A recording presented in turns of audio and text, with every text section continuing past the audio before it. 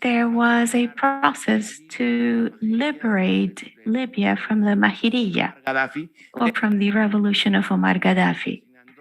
Inside the Libyan territory, they were killing not only Gaddafi, but also the whole population through the social media. This was disguised as a liberation process. And among the social media, there were hundreds of fake accounts. They were creating a lie. And that is a similar process to what is happening in our continent. For example, in Cuba. In Cuba, suddenly there are accounts that say that they are in the Havana, in Matanzas. They say that they have an organic movement that are trying to free the island, etc., etc. But suddenly we see that all these accounts were fake. And it was just one person mobilizing hundreds of accounts, and they are actually in the US, in Guatemala, in Europe. So practically, it is to orchestrate a reality that is parallel, that wants to forge a legend towards something that is not happening in reality. And that is the power of the social media. Besides its corporate content in favor of certain governments.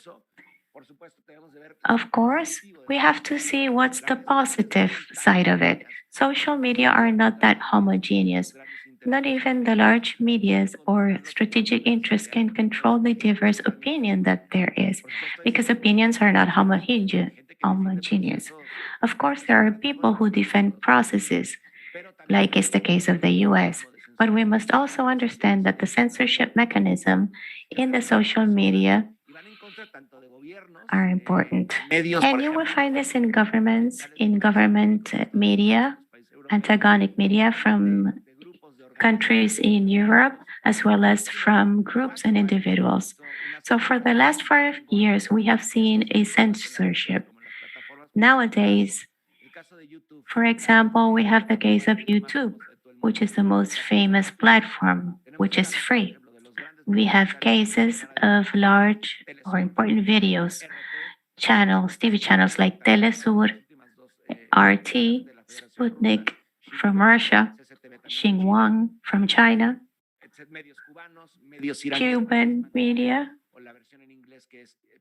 or Estos medios han sido silenciados constantemente al grado de que prácticamente los han llevado al ostracismo y no, ya como tal muchos de ellos no existen, o bien tienen leyendas que prácticamente demonizan su contenido. Inmediatamente uno accede a videos de estas empresas y estos medios. Por ejemplo, este medio es sostenido por el gobierno de la Federación Rusa. Este gobierno es sostenido por el gobierno de Cuba.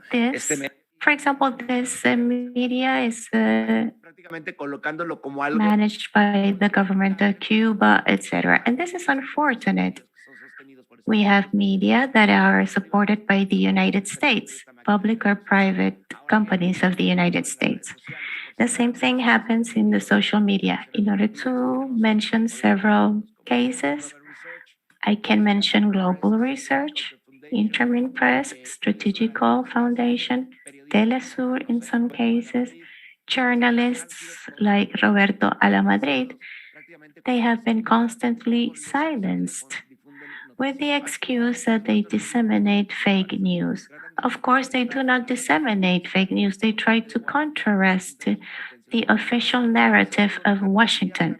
And that could be openly noticed starting from the last elections in the United States. And I'm not defending them because within the power structure in the United States, there is a system regarding the preferences of each media. So they were silenced in Twitter, but in other less popular media, Biden followers were silenced. Within the imperialism, they have their own account, and that is extremely problematic. To defend a position desde sus propias trincheras, porque te tienes que subordinar a sus propias reglas que generalmente son muy engañosas y totalmente parciales. Y tenemos el caso, por ejemplo, de su servidor, que en múltiples ocasiones ha sido silenciado, demonizado, amonestado desde estas redes sociales, pero por supuesto uno no puede lanzar una queja porque a fin de cuentas son herramientas por parte de But these are tools gubernamentales, en el caso by estadounidense. these powers, government powers, as well as other multinational companies that have created these products. I also believe that it's very important for our nations to create our own tools, to create our own social media, our own video platforms where the content can freely flow without having censorship of the United States and other great powers. But we must also take into account that the information is disseminated, but it can be silenced. Places from Lebanon and from Syria, they have been completely silenced from the internet because the United States has the power to just finish with their followers. They can block them. And that is the great difference that we have. We are fighting a war that is very difficult to fight and to contrast. The power of the people has always been in the streets. This is a different revolution. It is much more organic, and we are just trying to contrast this. This is a titanic work, and it has to be a joint work because it cannot be an isolated or an individual work. Thank you very much, Christian, for such an overview, which includes the geopolitics and the use of the social media. Next, I would like to give the floor to Franco Bielma, who will talk about the experience in Venezuela. Franco, the floor is yours. Good morning, greetings to everyone. General Secretary of the Bolivarian Alliance of the Peoples of Our America, dear friends. Well, regarding the Venezuelan experience, there are some important aspects which are always good to remember. The combination of the digital weapons in the international political spectrum has had a clear correlation with the design of strategy for the dismantling of political power in some target countries for the United States. The level of sophistication that has been generated as of the creation of the social media is a result of an evolution process that affected the plans and the roadmaps of the colored revolutions that were designed in the 90s. That is, the instruments that were designed by then and that were implemented in East Europe in the first decade of this century have had a crucial aspect where they have recognized social media as a crucial instrument for the construction of narratives, for the construction of scenarios of post-truth, for the construction of political agendas, and evidently for the execution of their plans for the dismantling and their selective destabilization of countries. In the case of Venezuela, I would like to specifically talk about the events of 2014 and 2017. These events were crucial to test Venezuela as a large-scale lab, as a coordinated lab of social media in order to try to destruct the Chavism.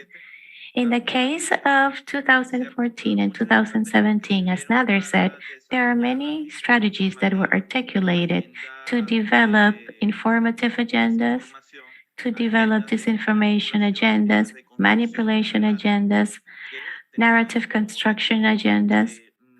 And their main goal was to promote the international audience in Venezuela, especially to create commotion in the audience that was out of Venezuela. At that time, in 2014,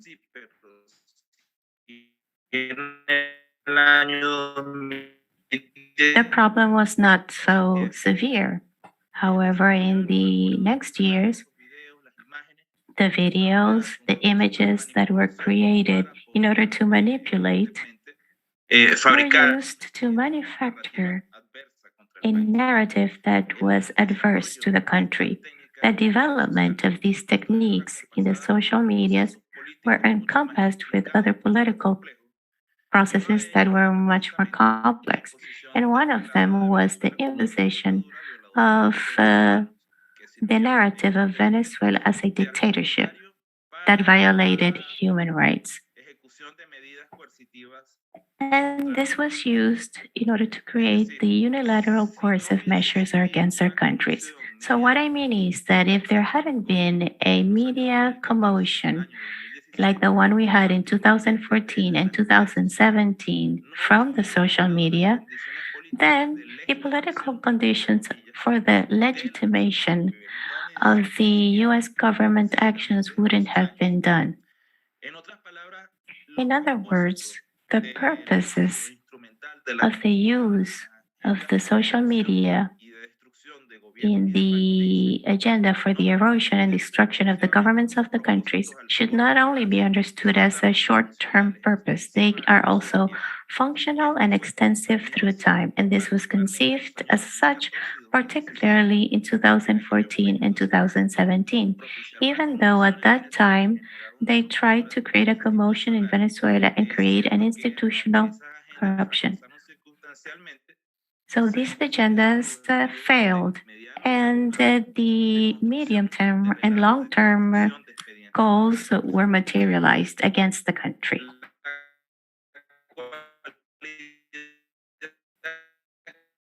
Excuse me, the internet connection. Okay. Al menos en el ámbito de la At política. least from a political point of view, we know there was a dispute for the narration, a dispute for the structures. This is a dispute Particularmente redes sociales cuando imponen un relato that impose a narrative that lead towards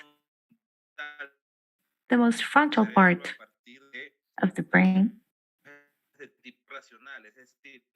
that is, si se quiere, constructos cuando sobrevienen conmociones when fabricadas. there are commotions that are manufactured, most of the narratives that are imposed, apologies, the internet connection is not proper. And in the social media,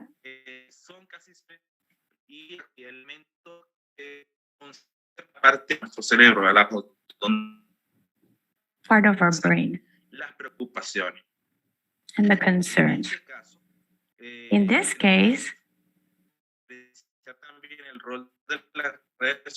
we also have the role of the social media en esos niveles de trato a la psiquis, for the treatment of the psyches, which is the collective psychology. Nosotros en el caso de por el algoritmo, por la Due to the algorithm and to the creation of content, we are also talking about the importance of the type of narrations that, apart from being designed and executed in order to affect Venezuelan audience, in the case of the social media in Venezuela during the juncture, they were able to position anything. And I would like to talk about one example. In 2017, social media were used to promote content. It's like, for example, they pooped in bottles and they threw those bottles against the police, and they called it the poo-poo talks at that moment. It was a kind of a struggle, and they wanted to show that that was a weapon from the resistance against the police. So those type of contents were viralized and were promoted by Venezuelan politicians, and they were so highly promoted that very few people attended or resorted to those type of resources. But in the end, that element became a trend, but also because it was projected outside Venezuela as a weapon that was being used in a real confrontation amongst Venezuelans. Basically, at that moment, when that type of weapon was used in the social media, they had a apologies, the internet connection is not functioning properly. They applied all the different resources. We're not only talking about narrations, we're not only talking about algorithms, we're talking about the drive.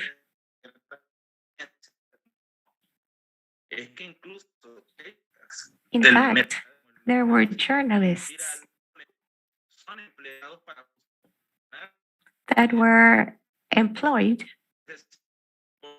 el relato del frasco no excremento. En realidad, lo que se intentaba era impulsar. But what they tried was to disseminate the news amongst Venezuelans, and there were desperate populations that had to resort to certain situations to be able to resist the Venezuelan forces. When we understand the proportion and the dimensions of the social media, we can understand that anything is possible. Towards the end of 2014, after the violent demonstrations of that year, the administration of Barack Obama started a set of laws and policies that escalated afterwards and then during Trump's administration. But all those measures against Venezuela affected the population from and through the social media in 2014 and 2017. So these are threats.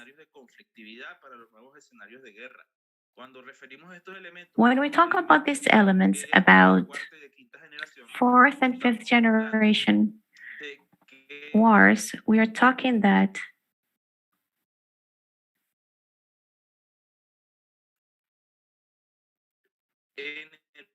analiza fuentes y no solo en el ámbito there are sources, not only from the informatics point of view, but also from the communications point of view, from the opinion point of view, from the dispute for the mind, the dispute for subjectivity. The use of communication is so important.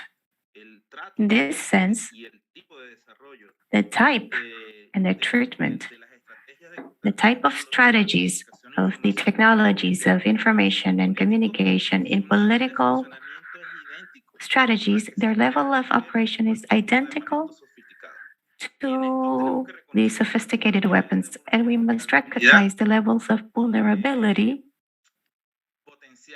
and the potential damage to which our countries are exposed, because this is a situation that is completely asymmetric.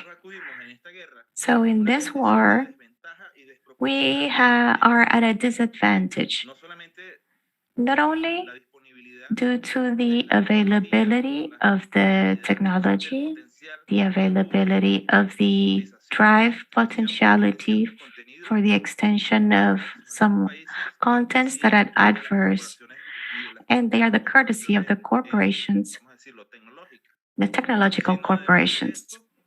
But besides that, due to their submission to the agenda of the US government. And I would like to explain how the development of these techniques was done in the real operations strategy. This strategy is so complex that many people fight and participate without having an idea of the place they are occupying in one confrontation. And that is the marvelous thing, in quotation, of these instruments. That is the digital activism, which is something that is actually reduced to certain segments and groups in the digital context. It's trivial for the development of policies, but when there are large scale commotions, there are so many accounts, so many users, and so many interactions that they refer the dispute that is taken to the digital world where many people participate and they have no idea of what is going on because they receive certain kind of content and because they are the object of a communication goal. This is one of the elements that is most important and significant nowadays. In a real context, in a warfare context, the players are fully aware of the situation where they are participating. That is not the case of the context of the wars in the social media. In 2014 and 2017 in Venezuela, they were the Senate for the application of the powerful techniques and intelligent techniques and the application of strategies for the erosion and construction of the Venezuelan state through violent manners, through open manners, and through different social media. This was crucial for the creation of commotion during those years. And this helped to create a war in Venezuela. These are war instruments that, in one way or another, must be adequately used. We must learn to use them and develop them, even within our asymmetrical conditions, because they are the weapons that the enemy impose. Talking about the warfare implies to understand how the war works. In order to win it, we must understand how the war works. And in this sense, not only the spaces are spaces that we can control. We will always have to resort to conflict spaces in conditions, in spaces, and in situations that go further beyond our reach. That reflection can be used to be delved in future presentations. Thank you very much, Franco, for your presentation and for talking about the Venezuelan experience, which, by the way, is an experience that has been able to win all the obstacles because this, if we know that this digital warfare had many economical resources and the mercenaries and an attempt of magnicide. So, given all those obstacles,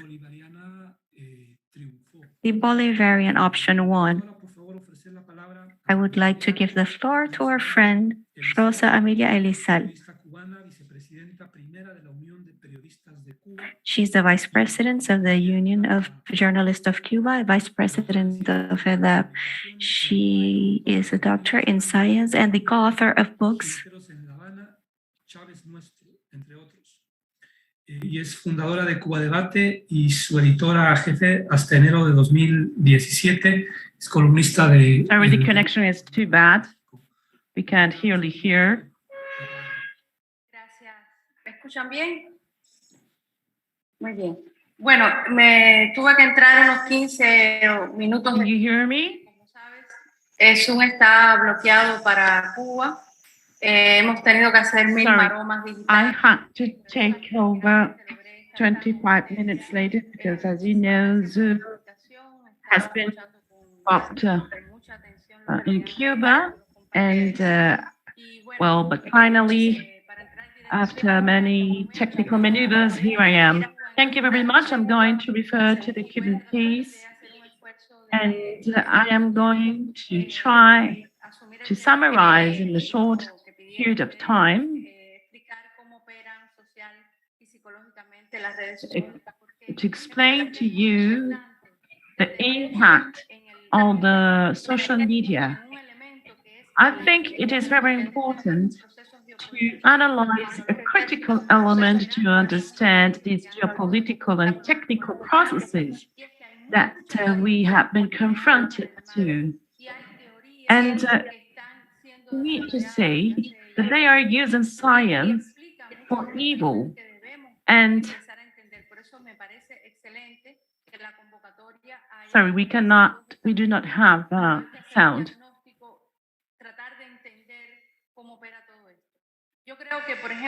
It's back now. In order to understand how this works, we need to refer to Zygmunt Bauman.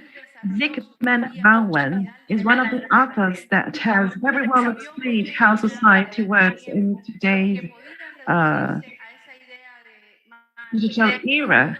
And he said that fugacity and fluidity of the society is one of its main characteristics. As you know, solid structures such as the state have been weakened due to the digital era. Now society has become something liquid, something that is constantly flowing and changing incessantly.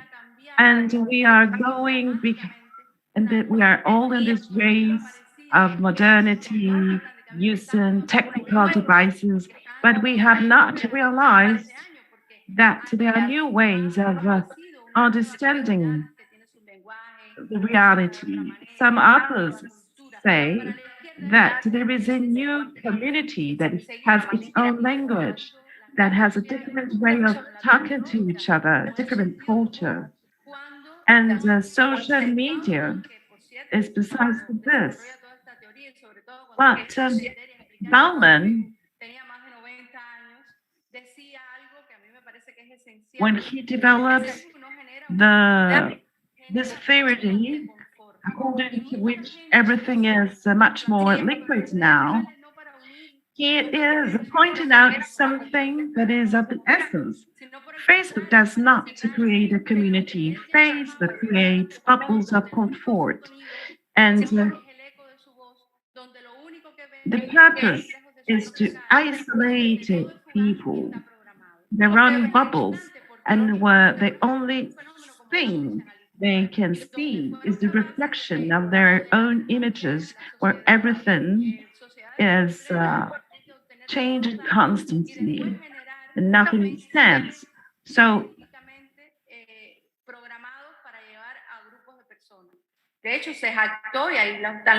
sorry, we have source problems. We cannot hear well. The internet connection is very weak. We can hardly hear what she's saying. It's back now. So what they are constantly doing, what companies are doing, is isolating us in those bubbles. And the purpose is to keep us apart from each other. And we'll also have the impression that they are talking to many people at the same time. And this is a very big influence for those coming from that digital culture. And this is a trap that we are all in today. Me referiré a este concepto que lo han explicado o lo han entendido muy bien los laboratorios que operan contra We nuestro país. apologize. There are source problems. We cannot hear what the speaker is saying. Fortalecen, el algoritmo tiende a favorecer aquella cosa que es de alguna manera compartida dentro de esas burbujas y por lo tanto interpreta, recuerda esa información que confirma las creencias de diseñando cualquier otra posible alternativa. Por tanto, la máquina aprende que usted acepta los comentarios We're favorables. sorry, we're having connection problems. We cannot hear what the speaker is saying. Todo el tiempo, y eso no lo voy a explicar, ustedes lo entienden perfectamente, todo el tiempo está sugiriendo un tipo de contenido con el que las personas están cómodas. Lo que conecta justamente a una burbuja o una zona de con la otra no es el tema, y eso está muy... That bubble that I was explaining before is kind of connected to or interconnected with other bubbles to create a false impression of a well-being. And this has been demonstrated by the Cambridge University, which has been researching this phenomenon. According to this study, people Detrás de esto hay are less involved in community activities, donde usualmente se están reforzando las creencias y se fortalece la polarización. and are mainly responding to a market operation. And this strengthens belief that globalization is connecting us. But in reality, what comes out of some of those bubbles could have an impact, a very severe impact on our minds, and are convincing people, for instance, that in Cuba there have been protests and that police have been attacking demonstrators. Donald Trump. Por lo tanto, detrás de todo We're esto truly está sorry, the sound is very bad. muy importante que hay que revisitar para poder entender este fenómeno que es la famosa espiral del silencio, que es la teoría de la comunicación política que nos dicen So que los behind all this, terminan there is a plan that has been devised mecanismos de control social. for this destabilization Acepta purposes. opiniones que percibe como las mayoritarias y por lo tanto guarda la suya, no la expresa. La desarrolló en los años 80 una alemana de la República Democrática Alemana, Elisabeth Noel Neumann, que es imprescindible para poder entender lo que está pasando en las redes sociales hoy. Ella demostró que hay un núcleo duro de opiniones que la gente percibe como mayoritarias, como sentido común y se unen a partir de ello. Lo estamos viendo en las propias campañas.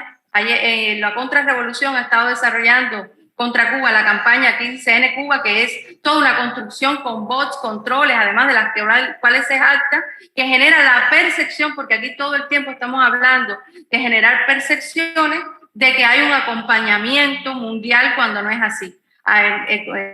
Cristian hablaba del tema de la geolocalización y cómo esconden todo eso. Bueno, nosotros hicimos un estudio ayer y de el supuesto 27% de personas que están participando en la campaña del 15N no está en Cuba ni el 2%. Porque cuando uno revisa... We apologize, the connection is very bad, but we'll try.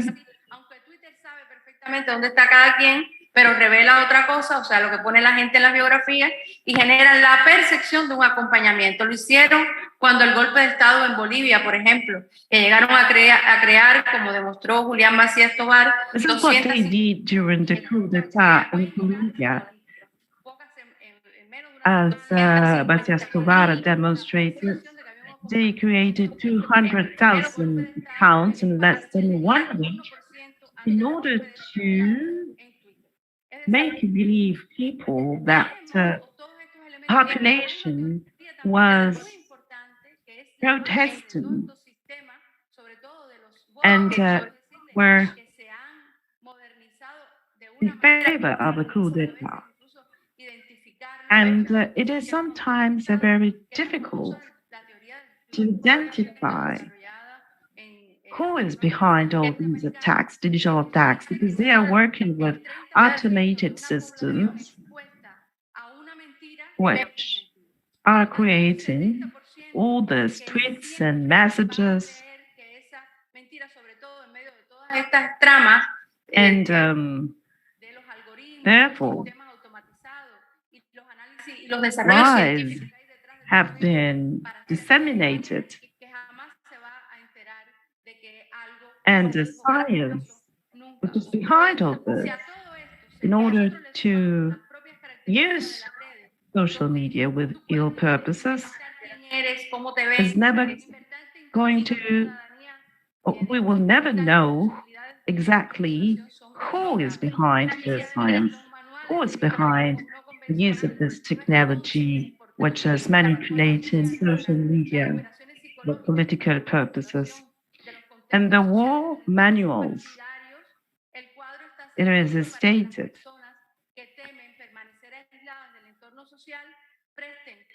the various psychological strategies to affect people's morale. And this is yet one more example. La ultraderecha ha aprovechado mucho este mecanismo de confianza que tiene la gente naturalmente con los medios y que lo ha tenido y que además es parte de la convivencia en los momentos actuales para enajenarse, para enajenar a la gente, para generar procesos deliberados de desinformación que tienen un objetivo político.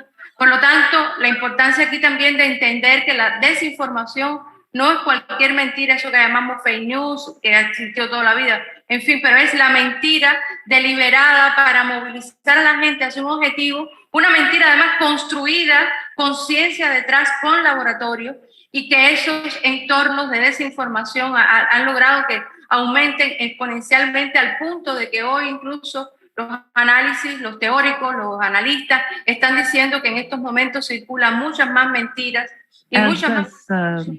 campaign of disinformation has strengthened, has intensified, and now they are telling many more lies in a deliberately manner in order to create emotions in people.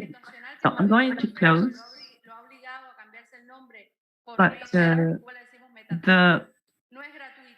communicational crisis that we are going through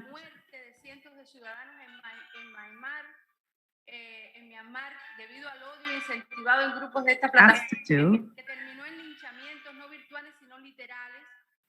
with all these efforts that have led to rebellions in different countries such as in Myanmar and Ethiopia. On Wednesday last week, even the foreign minister announced that Cuba intended to sue the platform because of the ill uses people have been.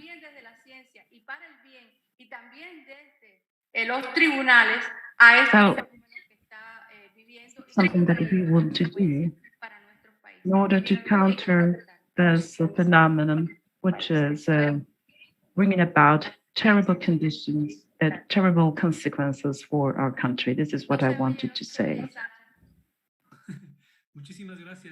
I cannot hear you. Thank you very much, Rosa, for your participation. It's been very interesting. And en dos aristas, si se quiere. La primera es cómo estas while you were making your comments, conocen a los usuarios mejor que ellos mismos se conocen a sí mismos, porque miden no solamente how does social media have impacted our lives. Yuval Harari has always told us about it. It can also condition individual behavior and, of course, collective behavior. Another thing that has to do with the global trend, well,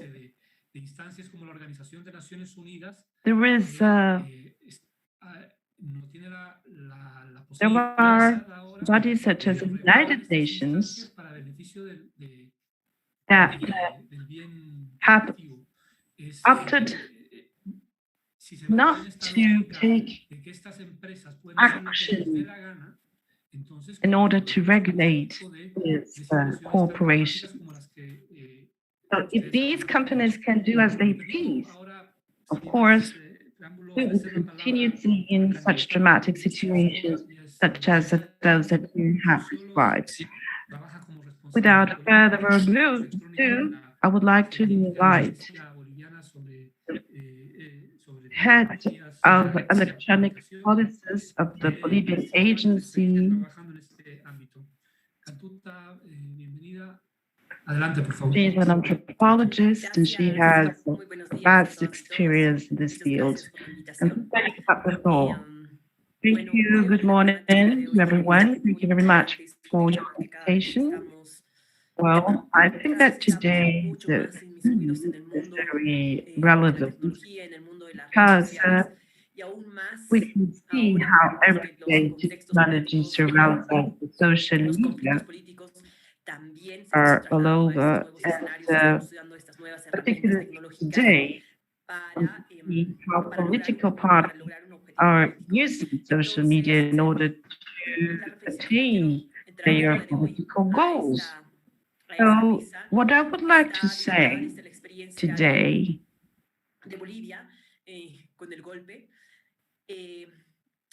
about Bolivia's experience cuál ha sido el rol que han jugado las redes sociales durante el golpe, pero también la resistencia, cómo se ha resistido al golpe durante ese proceso. The role social media have played during the coup d'etat. And one of the main ideas I would like to put on the table today los discursos que se están posicionando a través de las redes son sujetos políticos. Has to do with the fact that those who are reading these speeches are political individuals, and they are also echoing such speeches and narratives. And this will lead to the intensification of the political differences on the web. So we need to be aware of the fact that such narratives in the social media have a great impact in society. The previous speaker already explained how power of social media has impacted by how big the power is they have. It leads to the creation of this bubble of internauts who are connected to the web and are constantly exchanging information and content. And how social media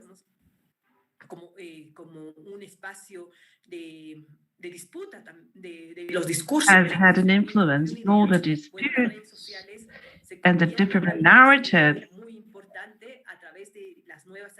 And social media therefore become a very important stage to the use of new technologies.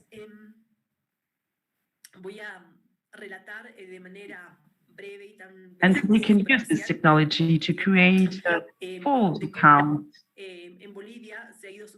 among many other things.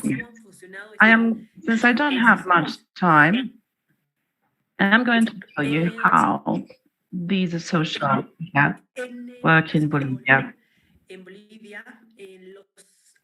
When it was the coup d'etat in Bolivia, we saw that the social media had a very significant power on that situation. And all the political forces that were behind the coup, but they were successful in creating a political crisis in Bolivia, thanks to social media, they could disseminate a single narrative. After they were successful in that, use social media in order to disseminate their political jets, their narrative, and we see how people then start getting organized. Well, and we also saw how people uh, were afraid of what was happening and were reproducing the same narrative that had been uttered by the high social classes, which are extremely racist. Bolivia historically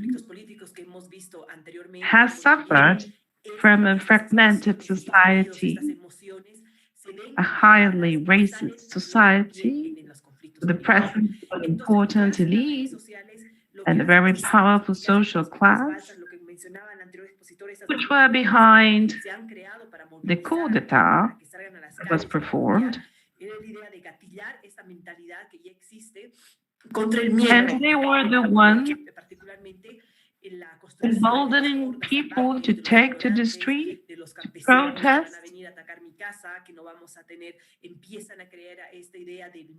and making people afraid of what the peasants and the poor population do to their houses. They told them that there was not going to be any food. The people were going to ransack their homes and they needed to defend their family and their property. So they felt that they were facing an internal enemy. And that internal enemy, which is something that they want people to believe, are embodied, according to them, by the indigenous population.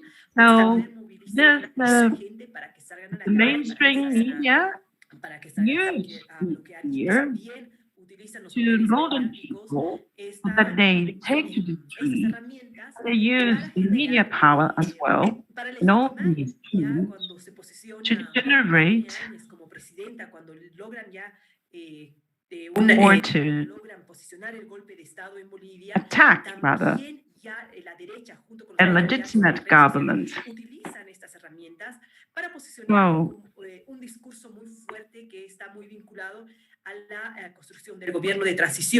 which is linked to the construction of the transition government, which is a peace government. They use particularly the image of Yanni as a woman, as a brave woman, as a protective woman.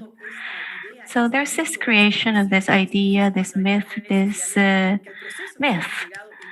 of the process that we had reached was a result of the coup d'etat where the military servicemen just surrendered. So then there was a persecution against the people who were in the former government, in the former administration. So they used the social media to start to position that discourse. They positioned the idea that the government, the new government, was a peaceful government, a transition government. However, the media powers evidently placed this idea of destabilizing the social media, and that is the discourse of the right wing that is reinforced. Also, there is the economical influence in order to position this political narrative. However, the reality in Bolivia, the reality of the coup d'etat, and the reality of such a nefarious government in Bolivia has been quite strong. It has had nefarious characteristics. There has been corruption, repression, massacre, and the idea that was being generated through the social media of this transition government was questioned. They were not able, even though in the beginning Yañez took power, there was a latent force of this narrative. And even the different sectors of the populations began to digest this as a transition government, a democratic government, a government that would bring democracy back.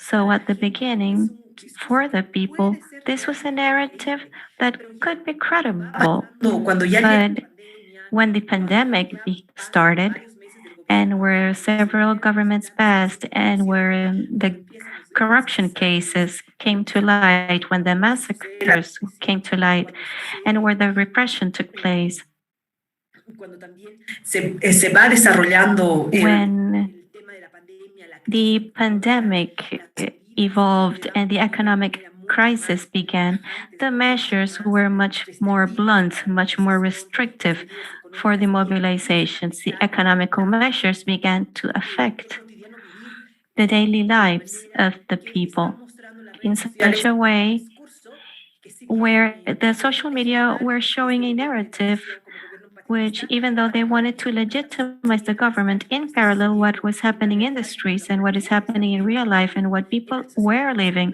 in the society at that moment in 2020 during the pandemic was the repression, an increase in poverty, an increase in cases of corruption. It was a highly repressive government. So that is when this narrative was started to be questioned, a narrative they wanted to position from the social media. So I believe, and I bring this reflection to the table. So how can this illusion is created? How this positioning of a more democratic and peaceful government is placed? Together with this, with the people who are living reality in a different manner, people who match what they are living with what they are seeing through the social media. So people build an idea and they say that their daily lives is totally different from what the situation is in the social media because they have a different historical criteria, because their social positions are also different.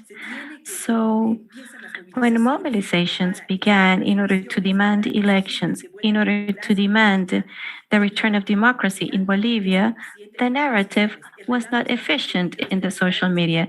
The narrative was built from the streets, from the historical construction. So there was a disruptive narrative. The manipulation through those 250,000 accounts that are constantly producing different types of information, memes, and bots, which were able to destabilize the country amidst an economical and political crisis in order to position a de facto government, was going to be undermined by these people who are in the streets, people who were living the reality in a different way from what was seen in the social media. During the coup d'etat, there was no solo de las redes sociales, sino obviamente vinculada a los otros medios de comunicación. Not only through the social media. This was also linked to other channels, for example, that were constructing other narratives. But other communication media were positioned. También la gente empieza a salir a las calles y empiezan a construir su propio relato desde las calles y empiezan a subir esa información en las redes. Y eso es súper importante también en el momento de reflexionar de cómo las redes sociales también se pueden constituir en un momento, en un espacio de resistencia. Become a space of resistance, of how we can use these spaces to position other types of narratives, hegemonic narratives that are being created for these political processes that are linked to the right wing. A large part of the mobilizations that promoted the elections in Bolivia in October had to do with the mobilizations of the peasants. And these peasants took to the streets together with Felipe Quispe. They have a historical narrative. They have different historical conditions. They're struggling with the de facto government. And they are questioning this idea, this narrative that the right wing has tried to impose to legitimize this coup d'etat and legitimize the transitory government. In Bolivia, the communication media has been quite evident to legitimize a transitory government. Para que puedan ganar en las siguientes elecciones, pero no les ha funcionado y creo que eso también es interesante. Siempre Bolivia marca un referente interesante con las movilizaciones sociales, con los movimientos sociales y nos da como resultado que ganamos en las elecciones con un 55%, ¿no? Entonces, si realmente estos discursos se hubieran hecho efectivos, if those narratives had been effective, actually the social media has not been able to reach the entire population, people who are living the situation in the streets, a situation that was so brutal because it was a result of a coup d'etat. So I think it's important to take a look at all these different aspects of social media. We must show all this wide range of aspects and how the social media can generate an adverse effect to impose a narrative in certain sectors of the population. De resistencia por el otro también se están generando. Resistance spaces, on the other hand, are also being generated. During the coup d'etat, many of the journalists and many of the people. Cantuta, can you please start closing up the intervention? Well, so how these political subjects receive this information? These are thinking people. So, well, by this, I want to end up with my reflection and the case of the social media in Bolivia. Thank you, Cantuta, for that experience, which is so important in Bolivia. Next, I would like to give the floor to our friend, William Grisby Vado. He's from Nicaragua. He's a journalist. He's a militant of the Sandinista Front of National Liberation. He is the director of La Primerísima radio station. Congratulations to the Vice President, to Daniel, to our friend Rosario, for the elections that were held a few days ago. You will be talking about what happened during those elections in Nicaragua. Well, you have the floor, William Grisby.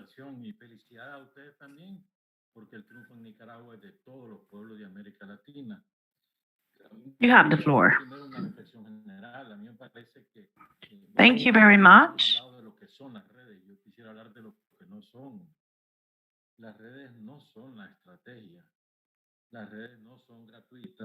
Thank you very much. And first of all, I would like to make some comments about the social media. So when we are dealing with social media, we are dealing also with human beings who are using these tools. And they sometimes serve the political objectives of the dominant classes. I remember that in the 19th century, the written press was the dominant media, and oligarchies seized all those newspapers and used them to expand their domination. I remember particularly the experience with radio and then the movies and Hitler and the alliances that he defeated as well during the Second World War also used the media, and it was the spearhead they used to disseminate their message.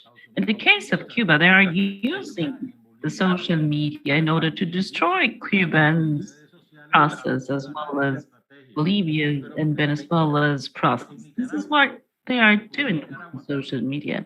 In Nicaragua, what happened was with the social media is that they were used as a public square to disseminate the narrative, to instill lies and fear population.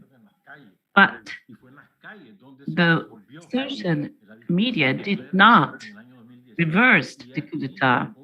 The people did it on the streets in 2018. So the social media was used as an imperialist. Y una estrategia organizativa con And determinados behind the social media, they had weapons, they had money, and they had also special trained staff that they have prepared for that attack at that moment. And okay, social media exists, but it's all that is behind that social media that is pulling the trigger, so to speak. And we understood also the domination logic through the media, social media. And we have used the social media as well in order to attain our own goals, in order to help us building a wall to resist attacks, to resist the attacks. They use the social media in order to weaken our revolutions. But we use the same social media in order to counterattack.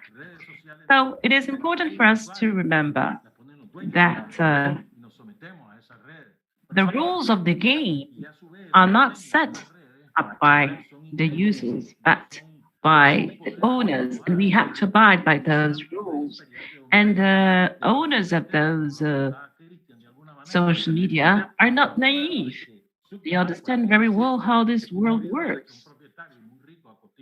Zuckerberg or any other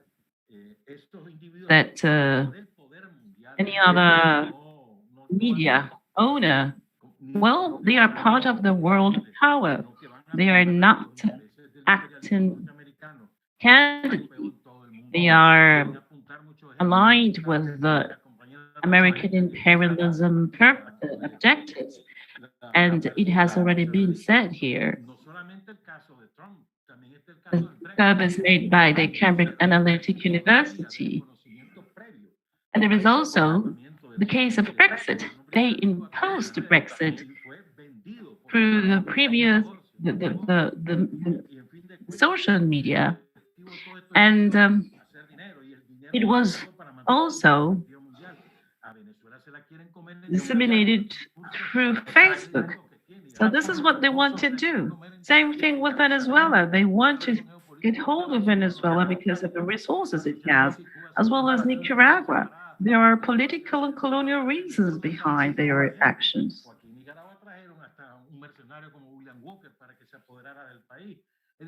In Nicaragua, they also brought a mercenary like Miguel Walker so that he could get hold of the country. We're talking about an imperialist strategy based on colonial practices.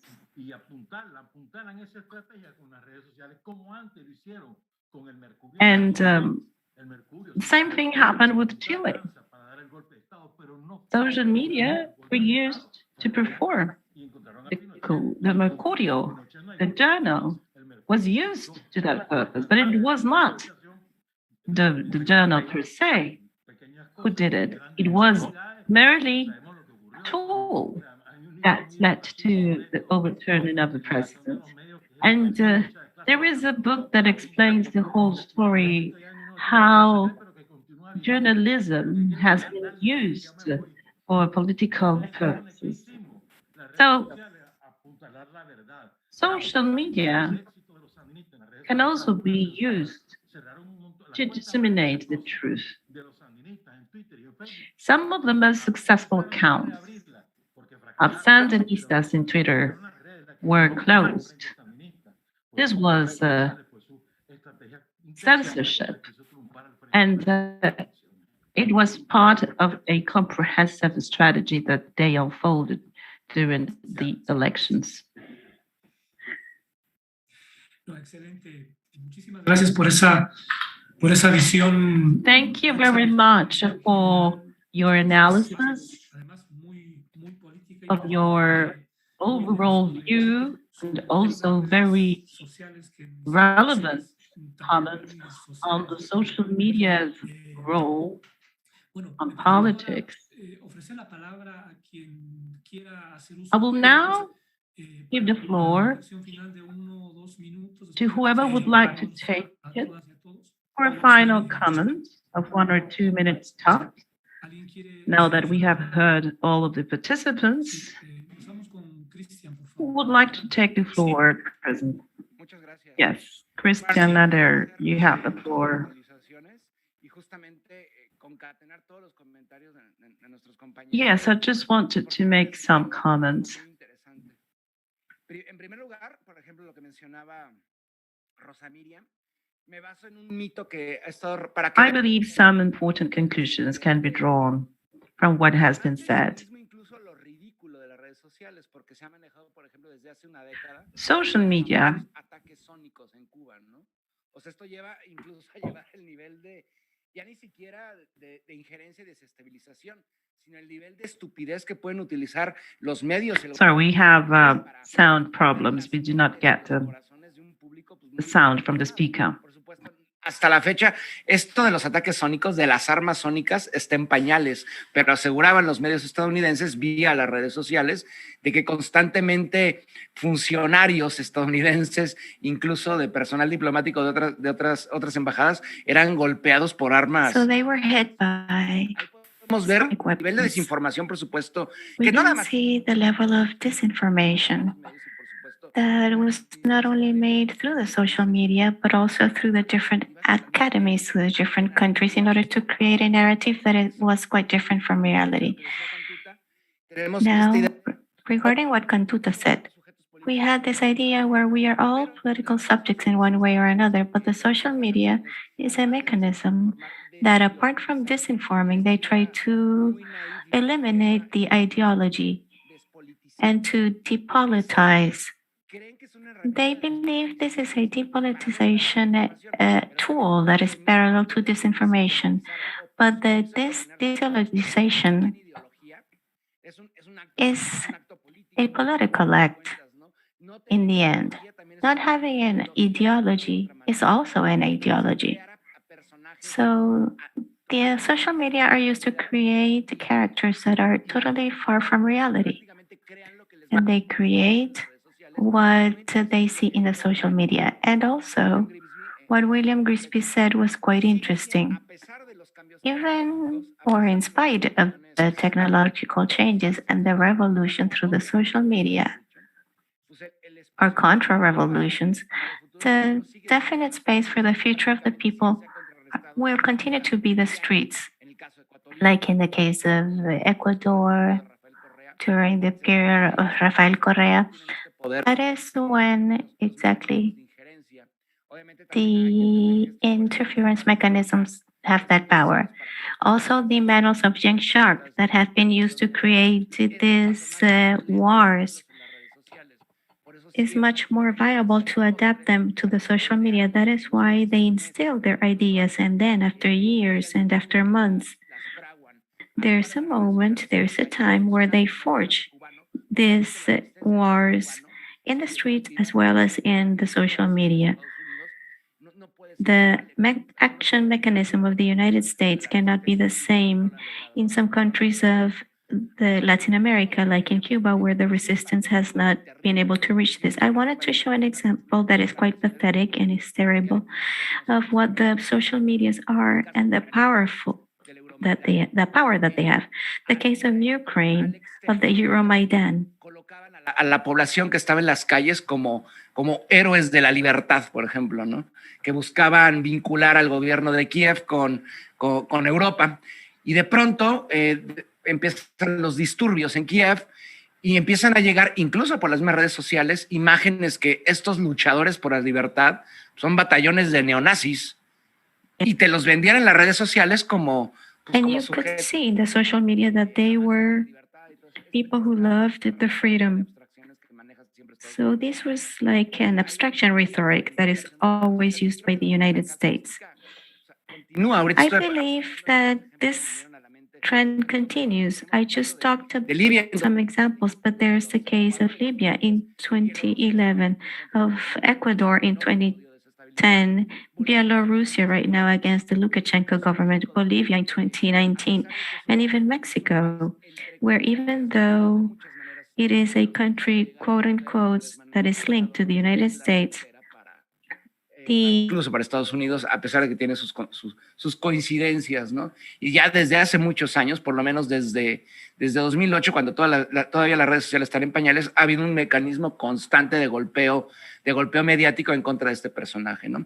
Y es totalmente, creo que comprensible, porque lo vuelvo a repetir, creo que es la trinchera precisamente del imperialismo. The internet connection is not working properly. Okay. And it is important that we must understand that we must create our own internet, our own social media.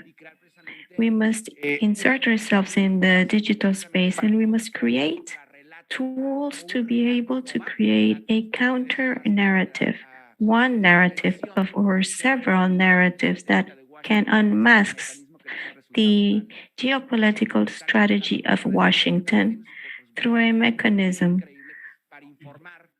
They have an incredible power, of course, to inform. Thank you very much, Christian. Rosa Miriam, please. Yes, very briefly. The example of the sonic attacks is a paradigm, because here we can see clearly that the purpose is not to instill a political ideal, but to take advantage of the prejudgment of the people. They worked with the imaginary of the Cold War. They treated this with what people know about movies of zombies. So this was completely absurd, but it worked, and it worked in a short period of time. We're talking about a campaign.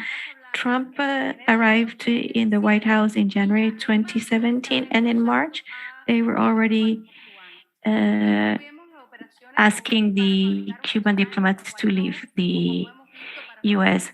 The same thing has happened with Guaido, with Bolsonaro, with Trump. These are meteorical processes that were built in a lab. I believe that there is another effort that must be done, and that is to see the system. When we see what is happening in Cuba, we have to see the origins in 1992, when the United States allowed Cuba to connect to internet through a law, the Tornicelli law, where the conceptual definitions behind it indicated that this was going to subvert the revolutionary process in Cuba. The other interesting thing is that there is a two-party alliance of the US government. The only thing that unites the national policies of the US governments in terms of Cuba is internet.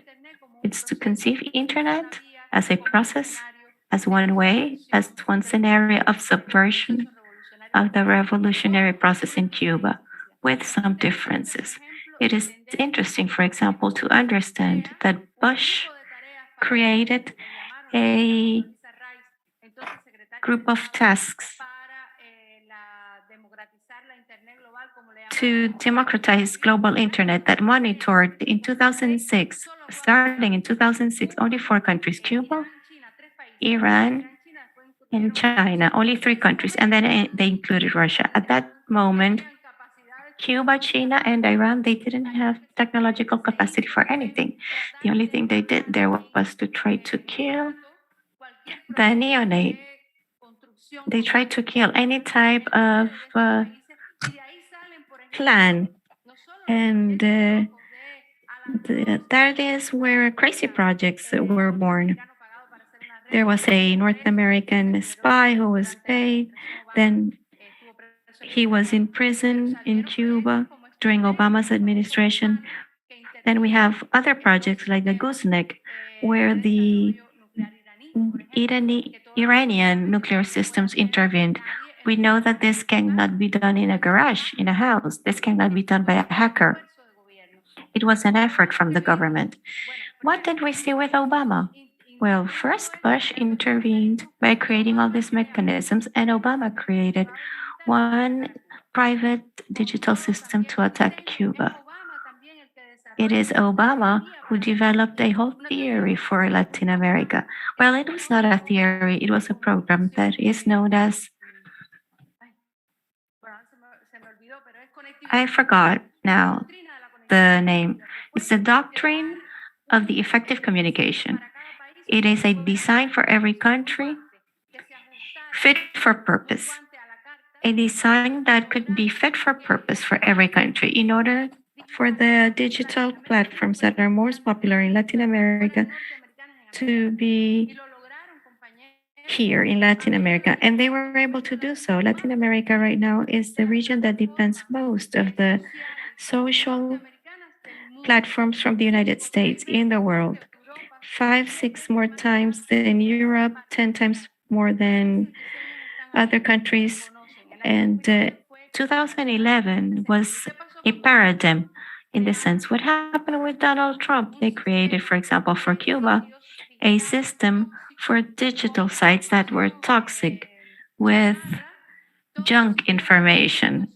It was a system with 100 and 200 sites that have the name of Cuba in order to create the fragmentation I was talking in the beginning, to repackage one same agenda addressed to different audiences. That is the machinery that we see right now, which is not exclusive to Cuba, that is adapted to every country, and that we have seen since 2019 up to present times in all of our countries. So we are focused on this fact, even though there are plans. And there's a hybrid war, which is a combination of multiple wars immersed in this technological scenario that operates at the speed of light. When we see the bots and the trolls and the transnationalization of the right wing incorporated to these processes, this has to do with this paradigm. So, as our friend said, there are huge opportunities in the social media, and we are demonstrating this right now in Cuba with the hashtag of the revolutionary men and women, with a lot of emotion, which is called Cuba Vive. And from a point of view of volume and of mobilizing capability, it has more strength than the hashtag that is called enemy. This is an organization of our people in our digital space. There are large opportunities, but it's important to create theory, to create these discussion spaces. We must create our instruments. We must defend the sovereignty in terms of connection. In this moment, 90% of the internet traffic of Latin America goes through the United States, through the so-called map of the Americas. We have lost designs that began with UNASUR that got stuck, and we must recover them because they will always be ahead as long as they have control on our data, as long as they have control on the minds of our compatriots in the platform that they invented, as long as they can, in one way or another, establish or continue with this communicational war, which is one of the tools of the current imperialist war. This was a decisive factor, but now they can discipline large populations without even shooting one gun. So this is a huge challenge, but I believe that, as you have mentioned before, and I agree, by the way, there are also good experiences. And vis-a-vis these artificial intelligence systems, there has been the development of the general intellect, the collective intelligence. And we must all learn and we must all invade these spaces. But this is a challenge. However, people also respond to these challenges. So that's what I wanted to say. Thank you very much. Thank you, Rosa Miriam, for such an important message. Franco, the floor is yours. Greetings. I would like to make some reflections, and I would like to link my reflections with what Rosa said.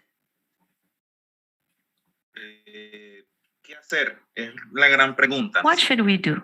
That's the question.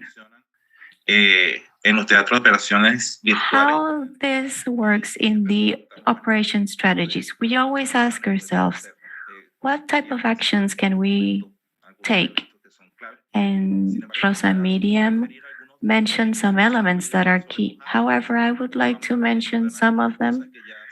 Maybe I'm going to mention a few things that have been made so far, but I think that these references can be translated to a set of actions that can be assumed by the governments of the ALBA and by the organizations and political forces that are also with us within their reach. One of the first elements is the conjugation of the operations theater of politics in the real life and in the digital life. We must understand that there are differences to weigh the different dimensions of the media operations and communication operations, where the internal front are the digital products. They are thought to affect most of the people. We must recognize that reality when we develop a communication strategy in our government. Digital communication must also have an important pertinence to the facts and to the ephemeral aspect of the narratives. The consumption of the social media and the development of content always have that particularity. In many cases, to digitally confront más fácil a través de un tweet, a través de un post de redes sociales que incluso haciendo un trabajo de investigación. Y no estoy desacreditando evidentemente el trabajo intelectual, sino que tratándose del activismo digital, pues siempre hay mecanismos que son mucho más efectivos, mucho más rentables por su nivel de simplicidad, por su nivel de conexión con lo efímero de los hechos. También es necesario que los gobiernos y las fuerzas sociales se afiancen en la construcción de audiencias, es decir, la promoción del activismo digital como parte... No, Franco. I'm sorry. As part of a political plan. Yeah. ¿Aló? Yeah. Adelante, Franco. Ok. Construcción de audiencias. Yes. So in order to promote digital activism and to build up audiences, we need to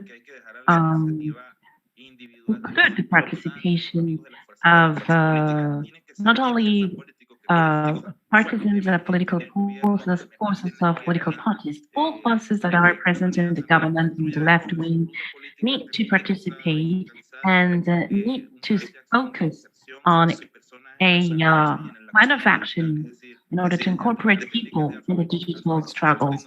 We need to resort to digital literacy techniques and also the development of programs to further develop the social networks and also the participation of the population as a whole. So it is vital to build up an audience, as well as to build up digital armies with a program, with a plan. Of course, this is an indispensable action. And in Venezuela, this has been a key to our strategy.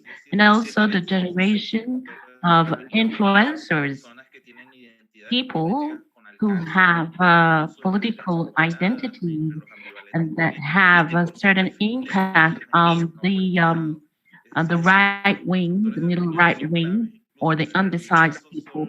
Influencers are key elements because sometimes their reach is larger than the one of the social media. And evidently, all this process to design strategies need a deepened analysis in order to design intelligent strategies and models. I believe that we need to take into consideration what is happening in reality. We need to be able to do some objective measurements, and this approach is a cross-cutting approach in our political strategy. This has to do also with the use of tools in order to know how social media operate, the narrative, the hashtags, that everything that is being done in that field. Another important thing now talking about ALBA in our country, we need to build an alliance that we have a unified mandate. And this has served to networking with the media and also resorting to alternative media outlets. But talking about social media, we need to build a kind of a steering committee that will give a proper indications, clear indications in the case of a conflict. And also using all of our forces gathered into one sole action. We need to go beyond solidarity and spontaneous initiatives. For instance, in Cuba, we see how Twitter are spontaneously taking action, and also in the case of Nicaragua after the presidential election. So we need to do more networking, and it is of the essence to have a structure that could begin this organized strategy among all of our forces. And of course, we need to invest in our different audiences. This has to do with the government's actions. This is as important as investment in infrastructure and in the military industry. This deserves the same importance in its scope, its importance, impact. So I would say that one way of doing this is by building audiences. We need to enter our content on a rational basis in order to duplicate information. We know that social levels also always rely to some irrational content, but we need to maintain a rational perspective, and we need to think about the narrative semiotics. We need to resort to the proper codes of each country, taking into consideration the audience's cultures, the way in which they build their identity and their narrative.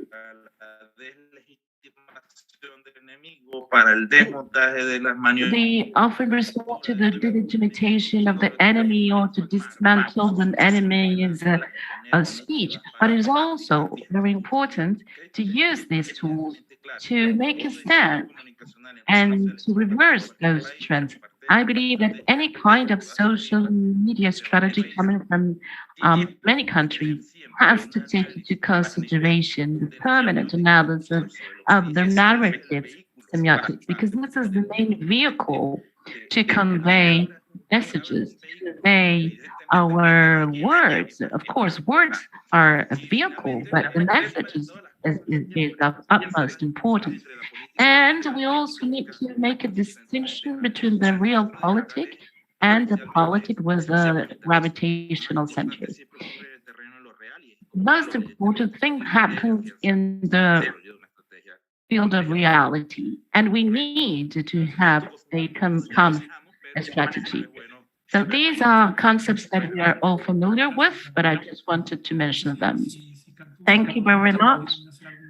I don't know if someone else would like to make a comment. Yes, I subscribe what Franco has said and what Rosa also said. But I believe that revolutionaries, we have always faced challenges, and sometimes not successfully, may I say. We know what to do, but sometimes we do not to know how to proceed when it comes to communications. And we use rational, not emotions, but the operators of imperialism. They are experts in operating or in distorting emotions. They resort to emotions, and we also need to do the same. It's not just what Rosa Marian said. It is worthless to talk about all this if at the end of the day they can turn us all off in the United States. So we need to know how to build this technological strategy using satellites and other means of communication, but we also need to know how to use these spaces. I'm just going to give you an example. For instance, humor. We have not used humor in a smart manner. We could use humor to pervert messages, to destroy personalities, and they do it much better than we do. And from the left wing revolutionary forces, we should learn how to do this. And I think that the social media provides us of a wonderful opportunity to do so. What you all said, what happened in Cuba.